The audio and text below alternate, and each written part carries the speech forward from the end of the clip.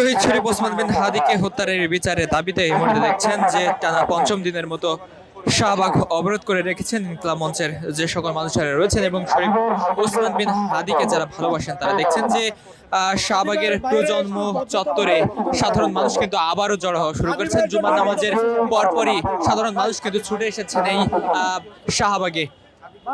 দর্শক, আপনারা ইতিমধ্যে জানেন যে 2025 সালের 18ই ডিসেম্বর শহীদ শরীফ ওসমান হাদি চিকিৎসাধীন অবস্থায় সিঙ্গাপুরে মৃত্যুবরণ করেন।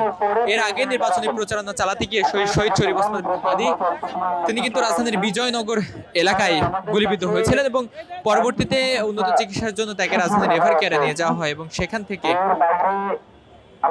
আরো উন্নত চিকিৎসার জন্য 15 ডিসেম্বর তাকে সিঙ্গাপুরে নিয়ে যাওয়া হয় একটি এয়ার অ্যাম্বুলেন্সে করে। সেখানে চিকিৎসাধীন অবস্থায় তিনি মৃত্যুবরণ করেন এবং আমরা দেখেছি তার মৃত্যুর পরপরই তার হত্যার বিচারের দাবিতে উত্তাল হয়ে ওঠে ঢাকা সহ সারা বাংলাদেশ।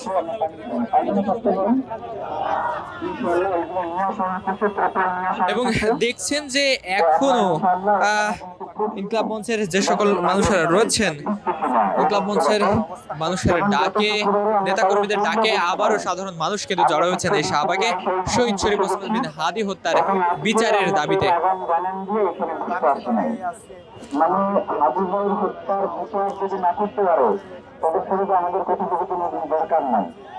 যার কারণে আমাদের একটাই কথা, হত্যার বিচার না হওয়া পর্যন্ত এই রাষ্ট্রতে কখনো কি হবে এটা আমাদের জানান করবো না। এর আগে আমরা দেখেছি গত কয়েকদিন ধরে ইনকলাব মঞ্চের ডাকে সাধারণ মানুষ কিন্তু শহীদ শরীফ ওসমান বিন হাদি হত্যার বিচারের দাবিতে এই শাহবাগের এই মোড় অবরোধ করে তারা কিন্তু বিচারের দাবি করেছিলেন এবং আমরা দেখছি যে আজও পঞ্চম দিনের মতো শহীদ শরীফ ওসমান বিন হাদি হত্যার বিচারের দাবিতে উত্তাল হয়ে উঠেছে শাহবাগ। দর্শক, 2025 সালের 18ই ডিসেম্বর শহীদ শরীফ ওসমান বিন হাদি মৃত্যুবরণ করেন এবং তার মৃত্যুর পরে আমরা দেখেছি যে প্রশাসন থেকে নানা ধরনের আশ্বাস দেওয়া হলেও এখনো পর্যন্ত কার্যত কোনো বিচার কার্যক্রম শুরু হয়নি, এমনটি দাবি করছেন ইনকলাব মঞ্চের যে সকল নেতাকর্মীরা রয়েছে তারা। এবং তাদের এই দাবির পরিপ্রেক্ষিতেই দ্রুত বিচারের দাবিতেই মূলত শাহবাগ অবরোধ করে টানা পঞ্চম দিনের মতো তারা অবস্থান করছেন। দেখছেন যে এই শাহবাগে ইনকলাব মঞ্চের নেতা কর্মীরা থেকে শুরু করে শহীদ শরীফ ওসমান হাদিকে যারা ভালোবাসেন অনেকে কিন্তু পরিবার পরিজন নিয়ে এই শাহবাগের প্রজন্ম চত্বরে শাহবাগের এই মূল সড়কে বসেছেন শহীদ শরীফ ওসমান হাদি হত্যার বিচারের দাবিতে। এবং বেলা বাড়ার সাথে সাথে মানুষের সংখ্যাও কিন্তু বৃদ্ধি পাচ্ছে। আমরা একটু কথা বলার চেষ্টা করবো এখানে উপস্থিত মানুষদের সাথে এবং তাদের থেকে জানার চেষ্টা করবো তারা আসলে কি চাচ্ছেন।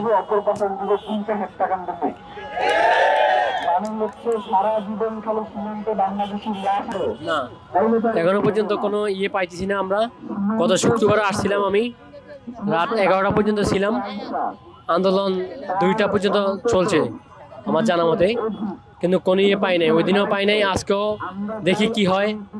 করতেছি আমরা, আরো মানুষ আসবে।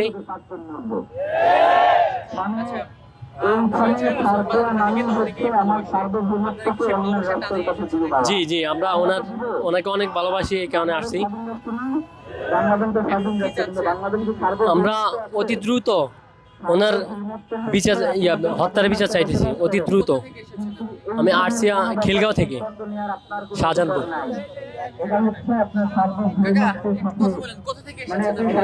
আমি আসছি আফতাবনগর থেকে। আদি ভাইয়ের হত্যার বিচারের জন্য এসেছি ভাই।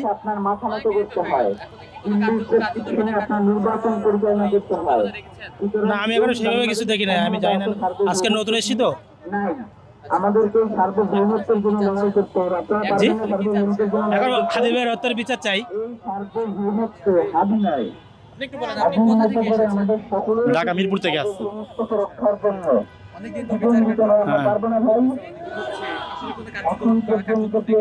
না, এখনো দেখিনি কিছু। আমাদের দেশের জনগণকে ক্ষমতায় যারা আছে তাদের সাথে বিভিন্ন এখনো আমি শিওর বলতে পারি না কারা করছে, এখনো আমরা আন্দাজ কিভাবে বলবো। একজন জনগণকে ভারতের পক্ষ নিতে পারছে, হাদি হত্যার বিচার চাই। দর্শক, দেখছেন যে শহীদ শরীফ ওসমান হাদিকে ভালোবেসে ঢাকার বিভিন্ন প্রান্ত থেকে মানুষেরা ছুটে এসেছেন এই হাদি চত্বরে। আপনারা জানেন যে শহীদ শরীফ ওসমান হাদি যেদিন মৃত্যুবরণ করেছেন অর্থাৎ 18 ডিসেম্বর, তার মৃত্যুর খবর শোনার পরে ছাত্র জনতা কিন্তু এই শাহবাগের যে জুলাই চত্বর ছিল সেখানে কিন্তু অবস্থান নিয়েছিল, অবরোধ করে রেখেছিল এবং পরবর্তীতে তারা এই শাহবাগের নামকরণ করেছিল হাদি চত্বর। সেই হাদি চত্বরে দেখছেন যে এখন শহীদ শরীফ ওসমান হাদি হত্যার বিচারের দাবিতে এই সাধারণ মানুষের অবস্থান।